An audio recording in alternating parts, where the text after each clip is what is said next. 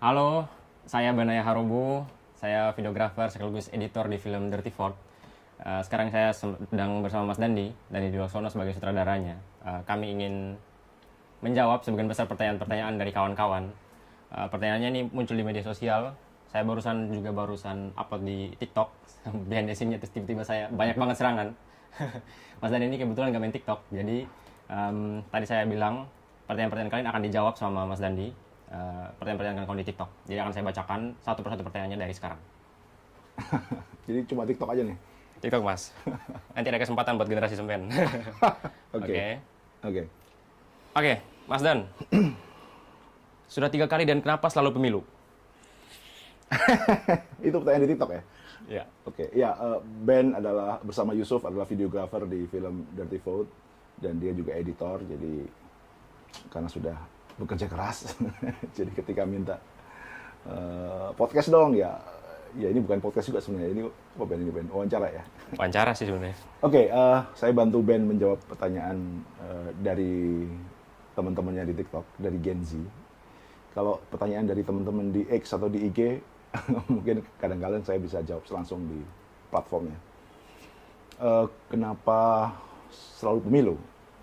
Kalau lihatnya dari sudut pandang pemilu, pertanyaannya memang kenapa selalu pemilu. Tapi kalau sudut pandangnya dari yang bikin film, ya enggak. Antara pemilu ke pemilu itu, saya bikin banyak film, Ben. Jadi, oke, kita lihat misalnya di 2014, kami bikin yang ketujuh. Ya, yang ketujuh itu memotret tentang pertarungan antara Jokowi dan Prabowo, tapi kami memotret para pendukungnya. Jadi memotret kehidupan para pendukungnya. Buruh bangunan, ada yang mendukung Prabowo, tukang cuci, ada yang mendukung Prabowo, kemudian petani, ada yang mendukung Jokowi. Jadi kami gambarkan kehidupan mereka dan apa yang ada dalam pikiran-pikiran mereka. Jadi filmnya kemudian di frame sebagai mengglorifikasi Jokowi, begitu ya. Padahal dari 4 karakter yang ada di film itu, belakangan kami baru tahu 3-3-nya mengaku milih Prabowo setelah keluar dari tempat pemungutan suara gitu. Jadi kami bahkan dari mulai awal syuting beberapa bulan sebelumnya, kami nggak tahu pilihan politik mereka. Kami hanya ingin memfilmkan political behavior dari warga negara dalam konteks Pilpres 2014 ketika itu. Setelah itu ya banyak film lain yang diproduksi ya setelah 2014, 2015 bahkan dengan teman-teman, dengan Uco bikin Ekspedisi Indonesia Biru, lalu di situ banyak film, Samin versus Semen, Kala Benoa, The Mahuzes, ada Asimetris, ada banyak sekali film. Tapi kemudian karena lagi-lagi orang hanya mengingat momen-momen politik, seperti di saat Pilkada DKI 2017 misalnya, kami waktu itu bikin film Rayuan Pulau Palsu dan Jakarta Unfair gitu ya. Dan lagi-lagi disimpulkan bahwa film ini yang ikut membantu kekalahan Ahok misalnya, dan dianggap menguntungkan Anies gitu ya. Itu jawabannya panjang, tapi coba saya ringkas ya. Jadi film Rayuan Pulau Palsu itu dibikin karena desakan dari kawan-kawan di Jakarta yang cemburu melihat kami bikin film Kala Benoa. Jadi kami memfilmkan tentang reklamasi di Teluk Benoa di Bali. Lalu film itu cukup viral di Bali ketika itu 2015 begitu ya. Dan makin menguatkan sikap masyarakat Bali yang menolak proyek reklamasi ketika itu di masa Presiden SBY. Lalu teman-teman Jakarta bilang, Mas, curang banget sampean jauh-jauh bikin film reklamasi di Bali, padahal Jakarta ada reklamasi lebih gede gitu ya, secara skala, jumlah pulau, luasan dan segala macam, dan juga impact-nya gitu. Ya oke gitu, tapi saya baru pulang ekspedisi, nggak ada logistik, nggak ada apa. Kalau kita mau gotong royong, ayo aja gitu. Akhirnya bikin Rayuan Pulau Palsu dan nggak ada kaitannya sama sekali dengan pilkada DKI gitu ya. Pure semata-mata karena memang melihat kok Bali dibikinin pulau dibikinin film soal reklamasi dan cukup dapat diterima oleh masyarakat di sana, sementara di Jakarta kok malah nggak ada gitu. memang yang agak spesial itu adalah justru film Jakarta Unfair, karena memang kami di Watchdog juga ketika itu ya agak geram gitu ya lihat banyaknya jumlah penggusuran gitu ya. Sementara isu penggusuran ini jadi nihil, seolah-olah nihil, hanya karena ada justru sentimen-sentimen etnis dan agama gitu. Jadi kita sama-sama tahu di Pilkada DKI itu pertempurannya antara sentimen etnis dan agama dengan persoalan kebijakan publik ya, penggusuran, reklamasi dan segala macam. Tapi isu penggusuran ini setiap jadi poin untuk mengkritik kebijakan gubernur ketika itu, Pak Ahok yang menggantikan Pak Jokowi karena Pak Jokowi jadi presiden, setiap ada kritik tentang ini dianggap nggak relevan. Ya, yang relevan hanya omongan soal Pak Ahok adalah korban dari politik identitas dari mayoritas sehingga harus dilindungi. Saya pada titik itu saya tentu sepakat gitu ya, karena kita nggak boleh memilih pemimpin berdasarkan agama atau etnisnya. Semua orang yang punya KTP Indonesia ya orang Indonesia, titik bagi saya gitu. Tapi karena isu ini besar sekali, serangan pada Ahok juga besar sekali dan saya prihatin pada titik itu. Tapi kemudian isu-isu masyarakat ini justru hilang atau dianggap sebagai serangan yang tidak valid ketika dilontarkan dalam konteks pilkada begitu ya. Jadi maka kemudian pilkada DKI Jakarta ketika itu sangat dikotomis antara Muslim non-Muslim, pribumi Tionghoa, keturunan gitu misalnya. Jadi situasinya nggak sehat banget. Padahal kita mau milih gubernur yang ngurusin kesejahteraan umum, kebijakan publik, soal perumahan gitu ya, lingkungan gitu. Jadi kenapa perdebatannya jadi nggak relevan? Dan saat itulah kami memutuskan untuk kita harus bikin Jakarta Unfair yang kemudian disambungkan juga dengan rayuan pulau palsu. Jadi kalau ada bekas menteri yang bikin video ngomong sendiri depan handphone gitu ya, mengait-ngaitkan film itu dengan Pilkada DKI dan kemudian 01 diuntungkan, bukan 01, Anies diuntungkan ketika itu atau AHY diuntungkan. Ya saya bilang ya nggak terhindarkan begitu ya, karena yang sedang berkuasa adalah Ahoknya gitu. Kalau saat itu Anies yang berkuasa, ya mungkin Ahok yang diuntungkan oleh film-film itu gitu ya. Apalagi puncaknya ketika itu AHY mengutip film ini ketika debat gubernur, Ben. Oke. 2017 tuh kamu di mana, Ben? Wah, masih SMA.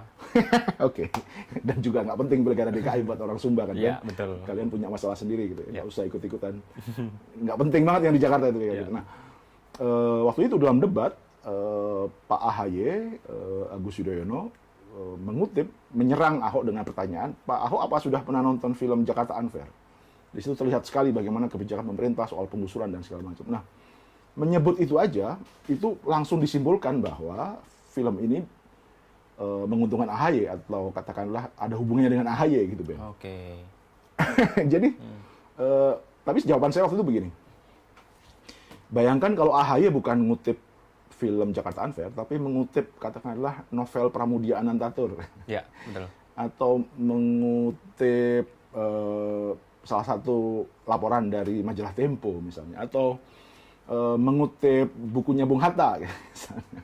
Atau mengutip kitab suci, mengutip ayat gitu misalnya. Apakah disimpulkan bahwa apa yang dikutip itu berhubungan dengan siapa yang mengutip? Itu kan nggak relevan gitu. Jadi nggak masuk lah logikanya gitu ya. Hanya karena dikutip kemudian disimpulkan bahwa itu berhubungan gitu. Yang kedua saya justru bilang, justru kalau ada calon gubernur DKI ketika itu mengutip tentang film yang hubungannya adalah kebijakan publik, tentang penggusuran, tentang reklamasi dan segala macam, justru itulah yang kami inginkan harusnya ada dalam debat gubernur gitu. Debat gubernur bukan isinya apakah kamu seagama atau tidak gitu. Dan harus itu yang memang dibicarakan. Sehingga itu jawaban saya yang kedua. Jadi lu lebih seneng debat gubernur nyerang pakai kutipan ayat atau pakai kutipan film? Iya kan? Jadi terus yang ketiga adalah waktu itu konteksnya masih keras sekali itu isu-isu kebangkitan PKI lah, apa segala macam komunisme. Ya saya bilang jawaban ketiga saya adalah lebih baik AHY mengutip film Jakarta Unfair daripada mengutip film pengkhianatan G30S. Yang isinya juga banyak yang nggak verified gitu ya, tidak berdasarkan hasil dokumen visum repertum dan segala macam. Dan jadi itu terkait dengan Pilkada DKI. Yang ketiga nih, kamu tadi menyebutkan 4 film. 4 film. Dirty Food yang keempat ya, Ya. dikaitkan dengan pemilu ya. Betul. Film ketiga, Sexy Killers. Ini juga sama kejadiannya. Dan aku nggak tahu, kamu 2019 di mana, Ben? Kuliah, belum lulus. Oke. Jadi, Sexy Killers adalah film tentang batu bara, ya. Dan materi syuting soal batu bara itu adalah bagian dari 12 film dalam ekspedisi Indonesia Biru. Ada Samin Semen tadi, ada Kala Benoa, ada The Mahuses, ada Lewa di Lembata, ada Asimetris, dan terakhir ada Bedui, ada Cipta Gelar gitu ya. Dan terakhir adalah Sexy Killers. Tetapi ketika film ini disuting tahun 2015, nggak ada bayangan sama sekali mau bikin Sexy Killers di 2019 yang keluar bulan April. Nggak ada bayangan sama sekali. Orang syuting di Kalimantan ya kita juga syuting sawit, syuting batu bara. Di Papua kita syuting tentang proyek food estate dan segala macam. Jadi senatural itu desain produksinya. Lalu kemudian karena batu bara ini isu yang kompleks seperti halnya sawit, kami letakkan sequence kemunculan filmnya atau penggarapannya di bagian ujung karena memang butuh riset. Agak berbeda dengan film Baduy yang lebih observatory begitu ya, lebih etnovideografi. Ya sudah apa yang disuting gampang diedit kemudian dipublish gitu ya. Atau film-film lain yang lebih butuh respon cepat kayak Samin versus Semen ketika itu ya, bagaimana masyarakat petani di Kendeng di Jawa Tengah terancam oleh industri semen dan filmnya harus segera dipublish untuk membantu masyarakat ini atau membantu publik aware dengan apa yang sedang terjadi di Pegunungan Kendeng gitu. Jadi itu, tapi untuk sawit dan batu bara kami pertimbangannya mau publish hari ini atau 5 tahun lagi isu ini masih akan ada di Indonesia gitu, masih dominan gitu ya. Jadi kami putuskan oke, daripada muncul dan kemudian nggak terlalu punya impact, kita akan lengkapi dengan riset-riset yang lain. So akhirnya film sawit muncul memang menjadi film yang ke-10. Lalu ada Made in Siberut, disela sedikit dengan Made in Siberut, dan film Batubara yang kemudian belakangan judulnya Sexy Killers muncul di 2019 gitu, dari produksi Ekspedisi Indonesia Biru 2015 gitu. Nah, karena ketika itu risetnya ditambah, berkembang, kita lihat, loh kok seru banget ini. Jadi begitu kami mulai meriset siapa yang sangat terkait dengan industri batubara dan membuat Indonesia kebijakannya nggak segera beranjak ke energi terbarukan, kami mulai, oh ada konflik kepentingan kayaknya nih. Kenapa kita nggak segera seperti negara lain mulai meninggalkan energi kotor menuju energi baru yang lebih bersih misalnya. Oh ternyata mereka juga pemegang saham di tambang batubara, mereka juga pemegang saham di PLTU gitu. Jadi itu baru ketemu dalam riset yang lebih detail, walaupun ya sebelum-sebelumnya kita sudah tahu, semua media dan jurnalis juga sudah tahu gambar besar pemain-pemain batubara gitu ya. Tapi begitu masuk ke Pilpres, jadi kayak pengetahuan kita yang sudah banyak tadi itu ke frame gitu. Loh, orang-orang ini bersaing tapi sebenarnya mereka ada dalam jaringan kepemilikan saham atau usaha bisnis yang sama gitu. Tapi di Pilpres mereka kayaknya seru banget berantem depan orang gitu kan. Dari situ kemudian kita lihat, andai ketika itu mereka nggak berantem, satu kubu misalnya, kita mungkin juga nggak ngeh tuh ada kontradiksi atau koneksi di antara para pemain oligarki batubara ini yang kemudian pura-pura berseteru dalam Pilpres gitu. Tapi karena mereka berantem, seolah berantem, jadi ngelihat, oh seru banget nih di luar berantem, dalamnya begini nih gitu kan. Jadi itulah kemudian kami putuskan, oke kita harus kaitkan film ini dengan Pilpres. Jadi keputusan itu ada di awal tahun 2019 gitu. Ketika sudah mulai masuk musim kampanye dan muncul daftar nama tim kampanye dari kubu Jokowi, daftar muncul nama tim kampanye dari kubu Prabowo, dan ya ini sih perusahaan batubara semua gitu kan. Ya itu kemudian kami kaitkan gitu. Jadi lalu pertanyaannya adalah, kalau memang begitu sejarahnya, ketika dia muncul di masa pemilu, ya lebih tepat dong. Masa harus saya tunda sampai musim libur Lebaran atau libur Natal gitu, nggak ada kaitannya dengan apa yang sedang kami bicarakan.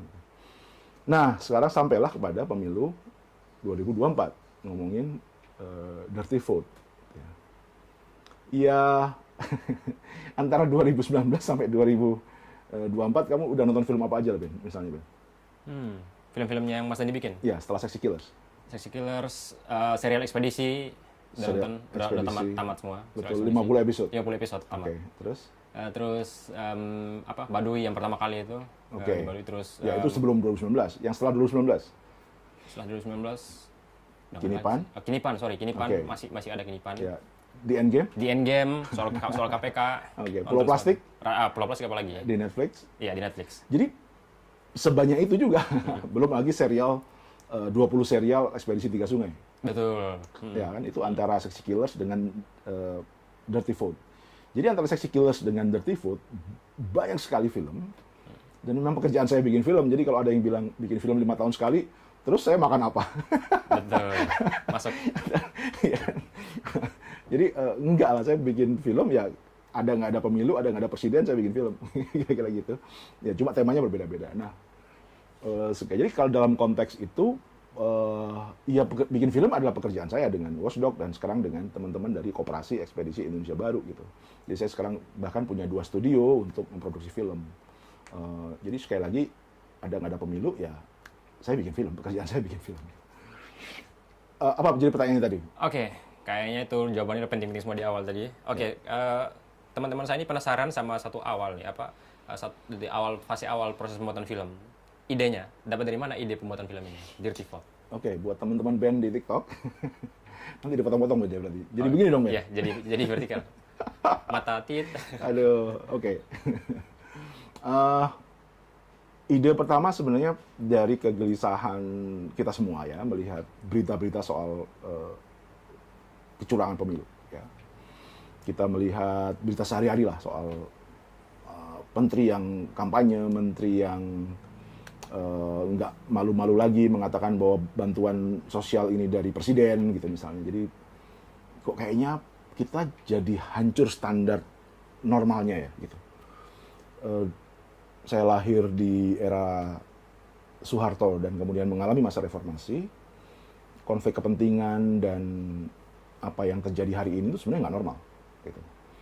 Tapi karena kayaknya dibikin setiap hari, ya, jadi kayak oh, this is another bad thing gitu. Jadi sambil lihat ini, oke, merata, oke. Jadi lama-lama kita kayak normal gitu ya. Ada teori kata direbus gitu.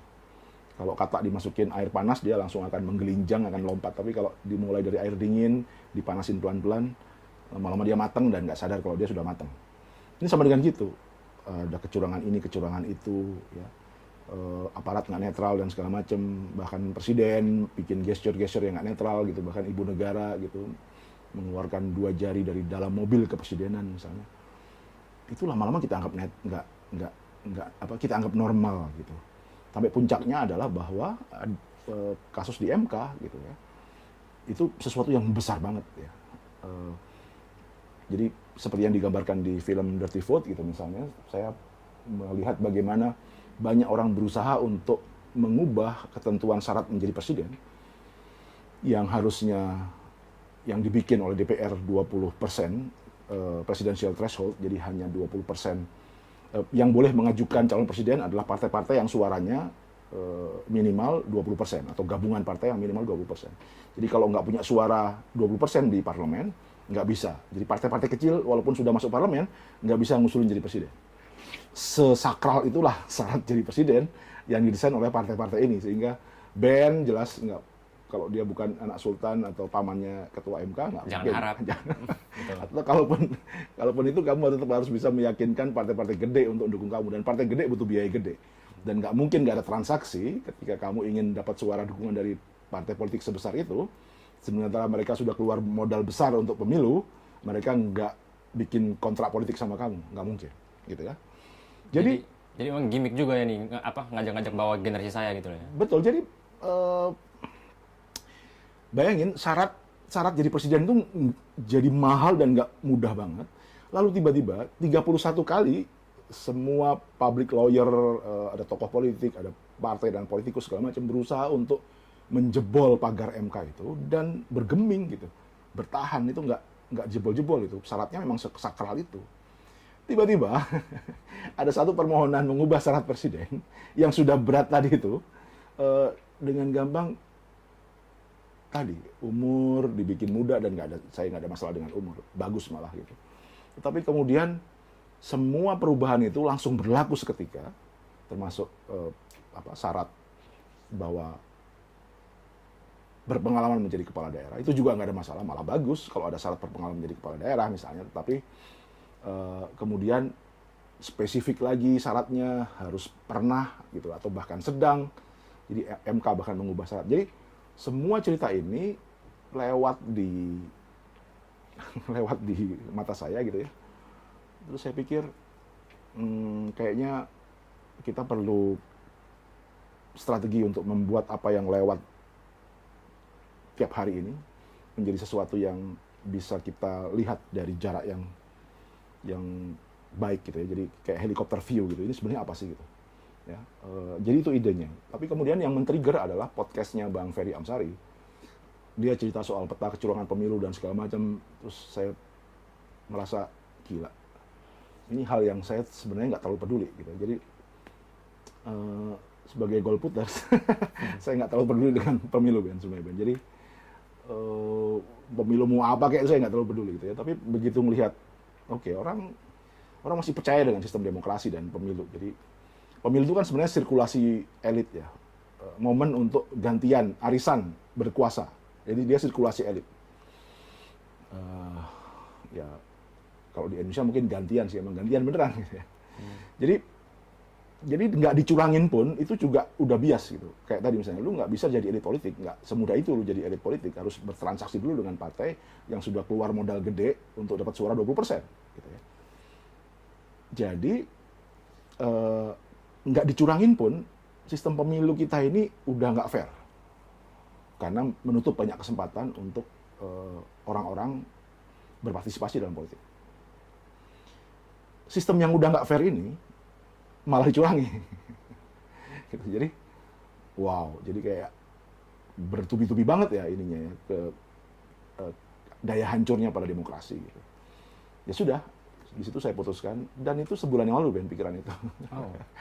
Jadi nggak saya rancang atau nggak kami rancang, oke, setelah Saksi Killer sukses, kayaknya kita tahun depan atau pemilu Harus depan ada gitu. harus bikin. Enggak lagi, dan topiknya apa juga. Mau meriset apa lagi gitu. Mau ngomongin oligarki, semua orang sudah tahu. Bahkan paradoks kan, makin dibuka oligarkinya, makin nggak malu-malu jadi oligarki gitu. Jadi, ya nggak kebayang kan, masa 5 tahun lalu, ya saya nggak tahu ya, tapi kita kan nggak kebayang 5 tahun lalu cawapresnya Gibran gitu misalnya.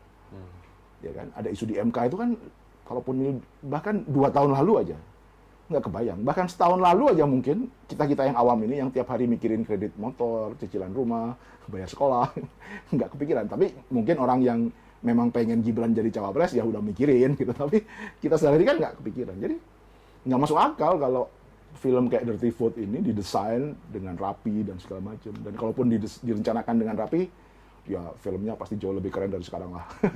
Jangankan kita Mas, bapaknya aja nggak kepikiran dulu kalau anaknya bakal jadi. Oh, oke. Oke, Oke, apalagi udah pertanyaan? setengah jam ini, hampir setengah jam. Oke. Proses membentuk tim, khususnya tim di Dirty Food ini. Ya, setelah saya melihat itu, ke-trigger itu, kemudian saya hubungi Bang Ferry Amsari. Bang, apa yang Bang Ferry sampaikan, saya pengen dengar lebih jauh, lebih detail. Kayaknya saya punya ide untuk memfilmkan. Wah, Bang Ferry excited banget, dan kemudian kita ketemu dengan teman-teman timnya yang lain, tim risetnya Bang Ferry dan teman-teman Temis Indonesia namanya. Saya lihat datanya, saya lihat sumbernya, saya lihat berapa tim yang terlibat gitu kan. Saya nggak mungkin juga ujuk-ujuk gitu ya, hanya karena podcast misalnya. Walaupun saya juga kenal lama Bang Ferry dan pasti kredibel, tapi karena saya awam, saya justru ingin lihat lebih jauh gitu, apa isi hasil risetnya. Dan saya pikir luar biasa ya sudah dikerjakan teman-teman. Lavo di situ sebagai komandan tim riset yang kemudian juga membantu proses riset di film ini gitu. Lalu kita diskusikan, dan saya juga berpikir kayaknya perlu ada orang lagi yang menguatkan, yaitu Mbak Bivitri Susanti. Lalu saya hubungi Mbak Bibip karena saya juga tahu beliau beberapa kali menjadi ahli di MK. Itu sekaligus ya menjawab banyak pertanyaan kayaknya juga Ben, di tempatku sih ada pertanyaan misalnya, kenapa 3 orang ini? Ya simple, 3 orang ini punya pengalaman menjadi ahli atau berurusan dengan MK gitu. Jadi ini yang mungkin tidak dimiliki banyak pakar yang lain gitu ya, di banyak kampus, walaupun kampusnya mungkin terkenal gitu misalnya. Tapi intinya 3 orang ini sering muncul di media dan mereka sangat akrab dengan isu-isu terkait konstitusi gitu. Lalu terakhir ya kita saya menghubungi Bang Uceng, dan semuanya mereka tanpa pertanyaan. Jadi mereka langsung, oke, saya gabung. Tampaknya memang sudah ada keresahan yang bersama-sama, keresahan bareng gitu ya. Sehingga ketika di-trigger dengan, yuk kita bikin project ini yuk. Gitu. Bahkan nggak ada satu pertanyaan pun yang siapa yang support. Duitnya dari mana? Gimana teknisnya? Nggak ada. Mereka nggak nanya sama sekali? Nggak nanya sama sekali. Kayaknya juga sama kayak waktu lu gua ajak gabung juga. Ya, nggak nanya juga sih. Makanya itu dia. Jadi, kayaknya kita punya kegelisahan yang sama. Kemudian udah kita jump in, kita kerjakan ini bareng-bareng. 3 narasumber ini mungkin juga ada pertanyaan, duitnya dari mana gitu ya? Ada nggak, Ben? Biayanya dari mana gitu? Ada sih beberapa. Oke. Ini ya bahkan kita dibilang kalau kita dibiayai sama orang lain, sama asing. Iya. Selalu asing, asong. Gitu. Gimana tuh? Selalu orang cari kambing hitam. Tapi intinya saya jawab. Udah, saya juga nggak kepikir ke bagaimana seperti halnya juga Sexy Killers atau film-film yang lain yang selalu kolaborasi gitu ya. Udah kita minta, semua potluck ya, semua pakai modal dan skill masing-masing. Ada yang bawa alat, yang punya alat-alat, yang punya waktu, pakai waktu, yang nggak bisa terlibat secara teknis dan waktu, mau nyawer dalam bentuk uang, silahkan gitu ya, kita buka. Kita hubungi teman-teman jaringan yang lain, itu semuanya ada di belakang film, di credit title. Kan ada berapa lembaga atau organisasi atau pihak yang kami sebut di ending itu ya. Itu semua adalah lembaga-lembaga yang contribute di film ini. Ya, tadi dalam bentuk alat kah, dalam bentuk orang kah, dalam bentuk waktu kah, dalam bentuk ngirim makanan kah selama proses produksi gitu ya. Ada yang nyewain LED, nyewain studio, jadi udah semuanya patungan aja gitu. Untuk mewujudkan proyek ini gitu. Dan dalam waktu seminggu sudah mulai kami sambil ngomongin materi, ada tim fundraising juga untuk mulai ngumpulin dana, dan komitmen kita sama bahwa dalam tim ini nggak boleh ada fundraising yang mengarah kepada kontestan politik, perusahaan gitu ya. Bahkan lembaga-lembaga ini juga nyawernya pakai saving. Jadi bukan pakai duit program atau harus bikin proposal dulu, nggak, udah pokoknya saya nggak mau bikin proposal untuk film ini. Yang mau contribute pakai uang tabungan masing-masing, saving lembaga masing-masing, contribute. Nggak ada satupun proposal yang ditulis. Ya. Waktu itu kita sepakat untuk nggak menulis proposal atau mengajukan proposal kemanapun. Kita mau langsung. Bahkan ada beberapa lembaga yang bahkan mengalihkan programnya kemudian untuk mendukung proyek ini. Jadi segotong royong itulah kira-kira idenya. Jadi lagi-lagi kalau ada pendanaan yang lebih gede ya filmnya jauh lebih keren lah. Makanya nggak ada bocor-bocor ya. Nggak akan pakai lu sih, Ben. Iya sih. Oke, setelah tadi semua itu, Mas bisa cerita sedikit soal proses kreatif film ini sebenarnya? Ya, 60% film ini backbone-nya adalah riset. Ya, jadi tim riset lah yang memang bekerja keras mengumpulkan keping demi keping informasi, mengclipping, ya. Dan semua orang tahu bahwa ini sebenarnya film clipping ya, isinya clipping ya, sebagian besar. 90% isinya clipping atau 80% lah isinya clipping gitu ya. Kemudian merecek semua data, mengkonfirmasi ulang. Jadi banyak banget yang di drop karena memang ketika proses screening untuk rechecking dan segala macam dia nggak lolos, nggak terkonfirmasi atau sumbernya cuma satu, nggak bisa divalidasi dengan atau dibandingkan dengan sumber yang lain gitu. Jadi di cross checknya nggak ketemu, dia cuma stand alone sebagai sebuah informasi yang kita nggak bisa cari pairingnya gitu ya. Jadi itu kita drop gitu. Jadi itu yang memakan waktu. Lalu yang kedua adalah tim grafis yang juga hasil riset ini mulai divisualkan. Jadi data satu hal, tapi bagaimana memvisualkan data adalah hal yang lain. Lalu yang ketiga adalah bagaimana mempresentasikannya gitu. Tentu 3 orang ini adalah public speaker yang baik. Mereka dosen, mereka terbiasa bicara di depan kelas, mereka adalah pembicara di public forum, mereka juga public lawyer yang biasa bicara dan berargumen gitu ya. Mereka juga tamu di media dan televisi gitu. Jadi itu sudah sangat menolong dan ya itu loh salah satu kekuatan dari film ini. Lalu yang ketiga membentuk tim produksi dan ya saya memanggil teman-teman yang keren-keren ya untuk terlibat dalam dalam show-nya, mengatur show-nya, aspek teknisnya, blocking kamera, lighting, display dan segala macam. Ini teman-teman yang luar biasa, termasuk kalian, termasuk lu Ben, termasuk teman-teman yang lain bergabung, dan ya, jadi Pleasure. ya. Oke Mas, next pertanyaan, apakah film ini partisan? Sekalian juga nanti dijawab, karena di kredit title kita ada gerakan 4 jari. Oke. Itu maksudnya apa? Bisa jelaskan secara clear di sini Mas? Oke, sederhana aja ngukur partisan ya. Pertanyaannya adalah 4 jari itu kontestan bukan? Ada di surat suara nggak? Ya kan, partisan itu kan ada surat suara, ada 3. Partisi kan. 4 tuh di mana gitu? Mereka tuh mikirnya gabungan antara 1 sama 3, jadi dikiranya kita mendukung 1 sama 3, jadi kan, 4. Itu kan imajinasi politik. Betul. Gitu kan, itu imajinasi politik. The realnya nggak ada jari 4 tuh di surat suara nggak ada gitu. Mau nyoblos 4 di mana sih? Nggak mungkin dalam sistem. Gitu. Ya, dulu 2019 ada Aldo. Apa dildo? Okay. Iya kan?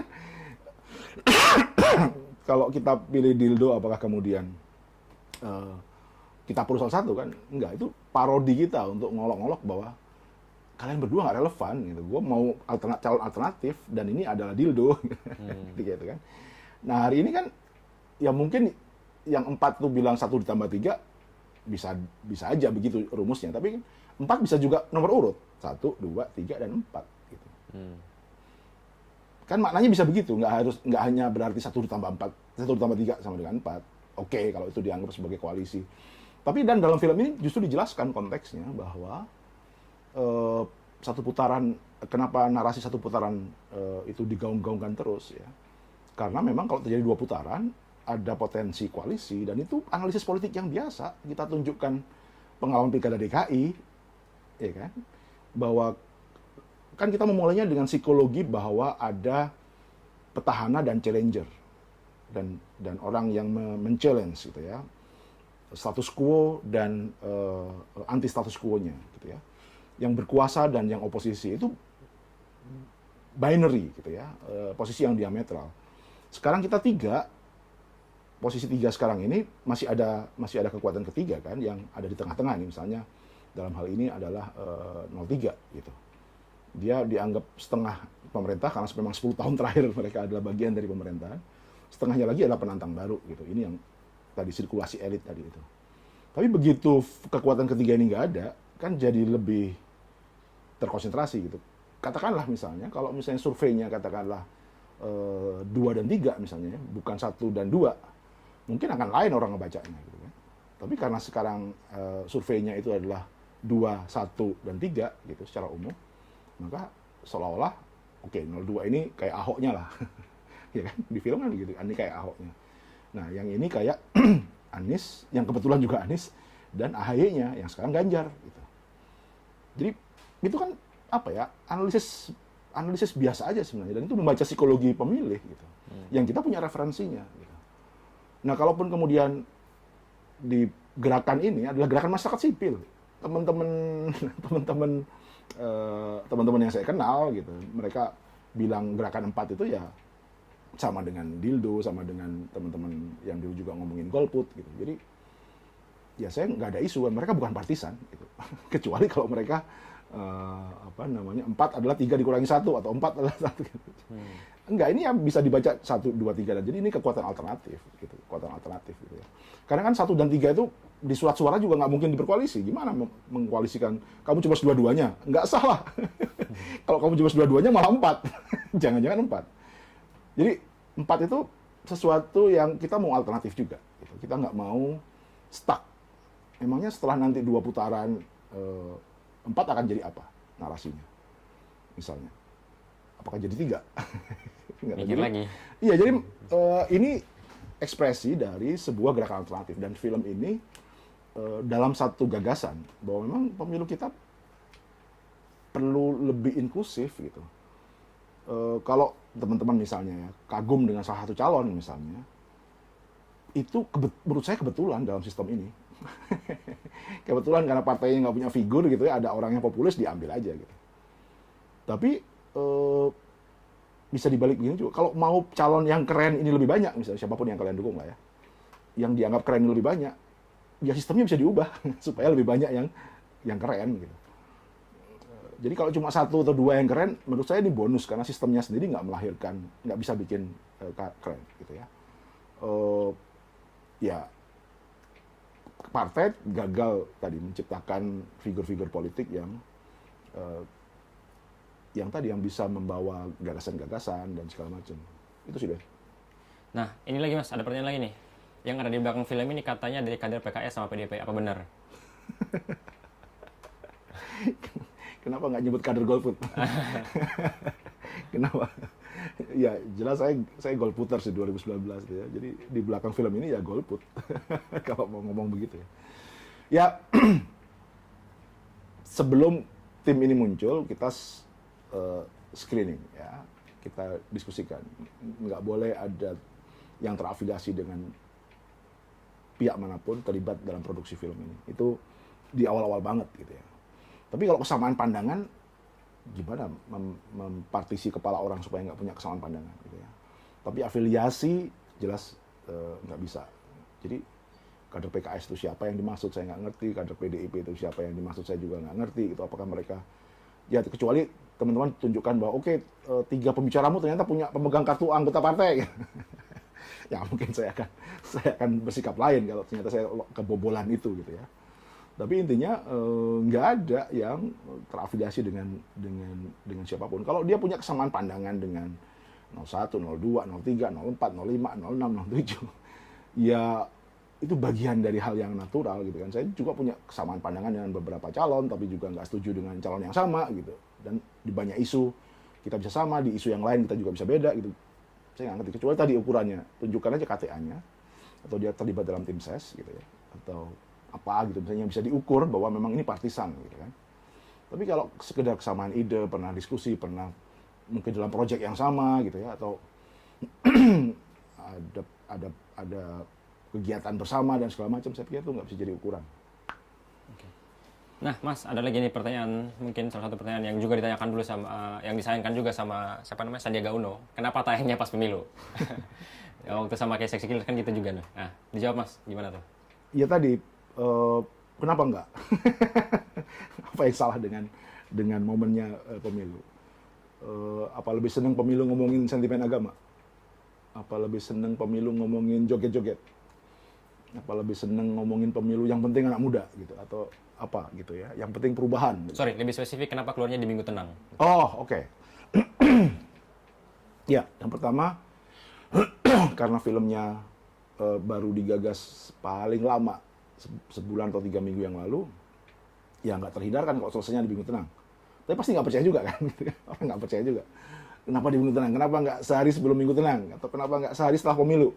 Kalau pertanyaan yang kedua jelas nggak relevan, karena kita mau nunjukin bagaimana pemilu ini sangat rendah kualitas legitimasinya, atau dalam bahasa para narasumber adalah curang. Kenapa Minggu Tenang? Ya simpel, karena memang konten ini sudah banyak muncul sebenarnya di masa kampanye, tapi selalu ketiban dengan semua narasi tentang kampanye. Jawaban saya masih sama dengan Seksi Killers. Saya menunggu ketika orang sudah selesai dengan hiruk-pikuk politik dan saatnya memikirkan hal yang lebih substansial. Gitu ya. Jawaban saya pun kali ini sama.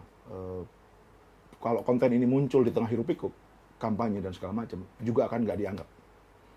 Karena tetap akan dianggap sebagai bagian dari strategi kampanye salah satu orang yang merasa diuntungkan atau dirugikan. Misalnya.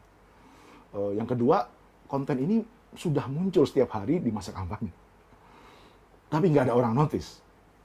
Karena tadi berserak dan segala macam ya, ketiban segala hal. Yang ketiga, ya simpel jawabannya, ya ini pilihan strategis saya, kami semua di tim produksi. Ketika orang sudah nggak bisa kampanye, gantian kami yang kampanye. Boleh nggak? Toh cuma 3 hari. Sementara para capres ini kan sudah berbulan-bulan ya berkampanye di mana-mana gitu kan, kita disuruh dengerin mereka tiap hari gitu kan. Masa kita minta 3 hari aja nggak dikasih gitu? Itu jawaban saya yang sama dengan jawaban saya 5 tahun lalu. Jadi udah sesimpel itu. Apa hukum mana yang dilanggar dengan mengeluarkan konten sekarang? Sebagai warga negara, kita bikin konten apapun, jangankan 3 hari sebelum kampanye, besok coblosan malam ini kita rilis kan juga bisa aja. So, apa? Di mana letak pelanggaran hukum? Oke, kayaknya itu aja sih. Rasa penasaran mereka sama sekali nggak berani nanya soal substansi di TikTok bahkan kayak. Oh, oke. Nggak ada yang stop sih. Nggak ada. Tapi mungkin sampaikan ke teman-teman di TikTok juga soal pertanyaan dari mana duitnya. Ini juga pertanyaan yang disampaikan ketika saya Killers atau di film manapun. Dan saya selalu jawab begini.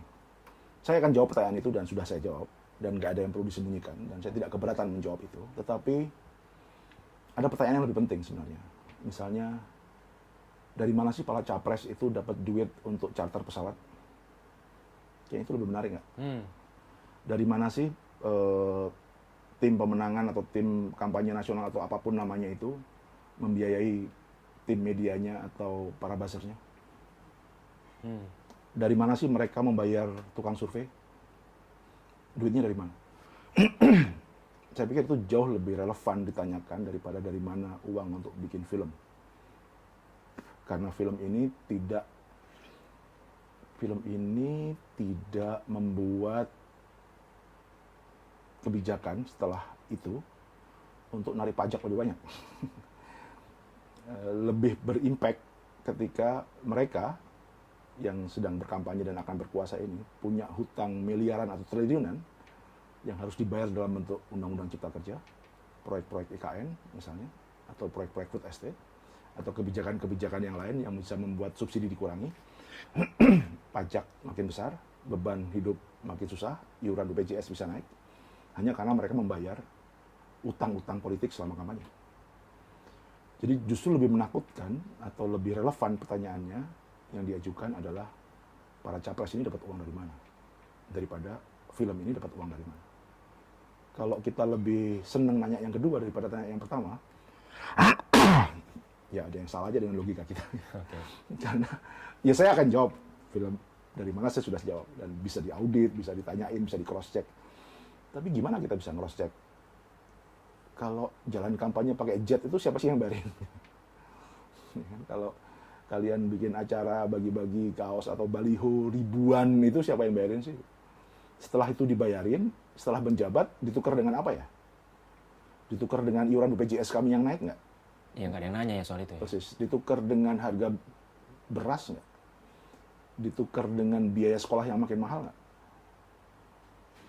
Jadi kita memang sering dicuci otak untuk tidak mempertanyakan hal-hal yang kita anggap normal, lalu kemudian tergoda untuk mencari sesuatu yang ya lebih kecil karena kita anggap soft target. Nanya ke kita kan nggak ada konsekuensi apa-apa. Jelek-jelekin kita kan nggak akan kita aduin dengan undang-undang ITE. Saya anti undang-undang ITE. Tapi kalau jelek-jelekin mereka kan mereka bisa pakai undang-undang ITE karena mereka emang ya nggak punya komitmen dengan apa-apa dengan soal itu. Tapi karena mereka tahu kita nggak akan pakai undang-undang ITE, kita kan dianggap SJW yang anti undang-undang ITE. Jadi mau fitnah kita kayak mau nuduh apapun kayak mereka tahu nggak akan ada konsekuensi karena begitu kita ngelaporin pencemaran nama baik, mereka akan bilang tuh kan mereka mendukung undang-undang ITE. Jadi kita udah tahu lah langgam-langgam yang kayak begini ya.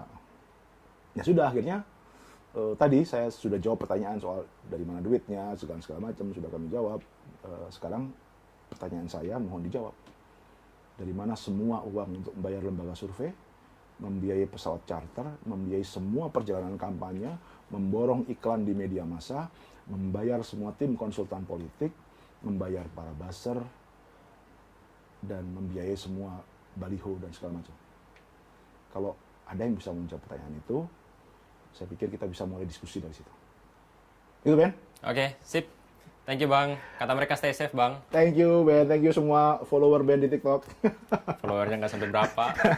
Komentarnya yang nggak